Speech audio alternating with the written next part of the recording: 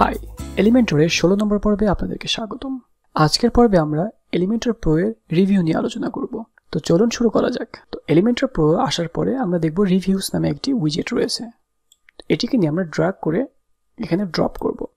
তো ড্রপ করার পরে দেখুন যে রিভিউ নামে একটি সেকশন তৈরি হয়েছে এবং রিভিউ এর মধ্যে আর ক্যারোসেলের মধ্যে অর্থাৎ টেস্টিমোনিয়ালস ক্যারোসেলের মধ্যে খুব বেশি পার্থক্য না। তো আপনারা এখানে বেশ কয়েকটি অপশন এক্সট্রা পাবেন যেগুলি নিয়ে আমি শুধু আলোচনা করব। তো এখানে আসুন স্লাইডসের মধ্যে খেয়াল করুন, আপনি ক্যারোসেলে শুধুমাত্র ইমেজ অ্যাড করতে পারতেন, কোনো আইকনের অপশন ছিল না। কিন্তু এখানে আইকনের অপশন রয়েছে, পাশাপাশি আপনি ইমেজও অ্যাড করতে পারবেন। তো চলুন আমরা ইমেজ এবং আইকন দুইটি অ্যাড করি।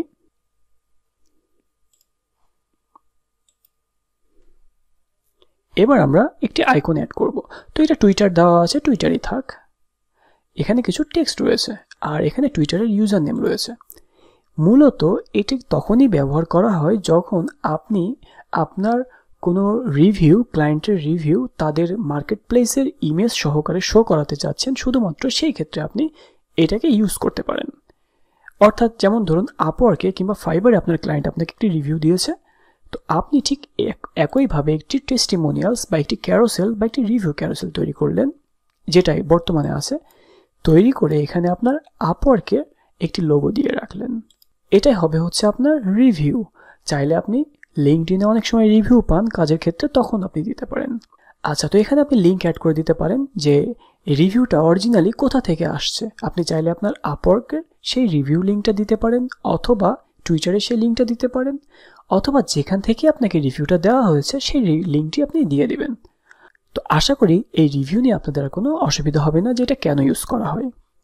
আর রিভিউয়ের স্টাইলের কথা যদি আমি আপনাকে বলি তাহলে সেম প্রসেস। তো আমি বাকি আইটেমগুলোকে ডিলিট করে এটাকে ডুপ্লিকেট করব যাতে করে আপনারা বুঝতে পারেন। এবং আমরা ইমেজটাকে একটু চেঞ্জ করে দেই। তো র্যান্ডমলি আমি ইমেজগুলোকে একটু চেঞ্জ করে দিই। যেমন ধরুন এটা পিন্টারেস্ট থেকে আমাকে দিয়েছে, তো পিন্টারেস্টের আইকন দিয়ে দিলাম। এরপরে যদি আমি দেই, এর পরের পার্টে আমরা এই ইমেজটাকেও চেঞ্জ করে দিই, দিয়ে আমরা এটা দিয়ে দিই।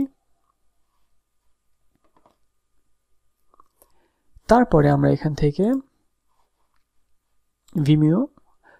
ভিমিওতে আসলে তো রিভিউ দেয় না, তো আমি এখানে আমার জাস্ট স্ট্যাক ওভারফ্লো দিয়ে দিই। তো খেয়াল করুন যে এখানে সেই আইকনগুলি শো হচ্ছে খুব সুন্দরভাবে, টুইটার, পিন্টারেস্ট, এবং আপনি চাইলে এই ক্লায়েন্টের ইউজার নেমও এখানে দিয়ে দিতে পারেন। চাইলে আপনি ফাইবারের ইমেজও দিতে পারেন। এখানে আইকন লাইব্রেরি থেকে আপনি কাস্টম আইকনও ডাউনলোড দিতে পারেন, অর্থাৎ নিজে তৈরি করা আইকন। যদি তারা এখানে ফাইবার অ্যাড করে থাকে তাহলে আমরা যদি ফাইবার লিখে সার্চ করি তাহলে চলে আসার কথা। যেহেতু তারা অ্যাড করে নাই, সেক্ষেত্রে আমরা পাবো না, আমাদেরকে আপলোড করে ইউজ করতে হবে। তো আশা করি আপনারা এটা বুঝতে পেরেছেন। তো আমি স্লাইডগুলি এখন আর দেখাবো না, আমি এখন আসি স্লাইডস পার ভিউ। এটা আপনারা জানেন, আমি এখানে দুইটা দিয়ে দিই। তারপরে আসে হচ্ছে অ্যাডিশনাল লজিক, এবং এইগুলি আপনারা জানেন।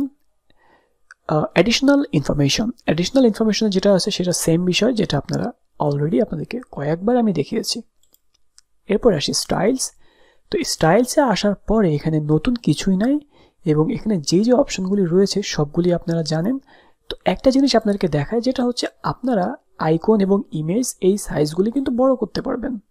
অর্থাৎ একটু ছোট বড় করে আপনারা সেটাকে আপনার ক্লায়েন্টের কাছে এবং আপনার ভিজিটরের কাছে আরও দৃষ্টিনন্দন এবং আরও সুন্দর করে তুলতে পারেন।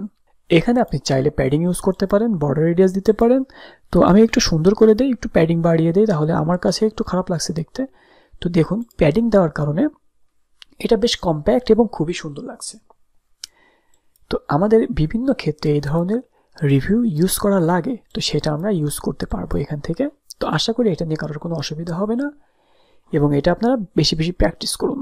এবং প্রত্যেকটি বিষয় আমি দেখানোর পরে আপনারা খুব ভালোভাবে প্র্যাকটিস করতে থাকবেন এবং বিভিন্ন বিষয় নিয়ে নাড়াচাড়া করবেন, কোনটার কি আউটপুট সেটা বোঝার চেষ্টা করবেন। তো সবাই ভালো থাকবেন, আল্লাহ হাফেজ।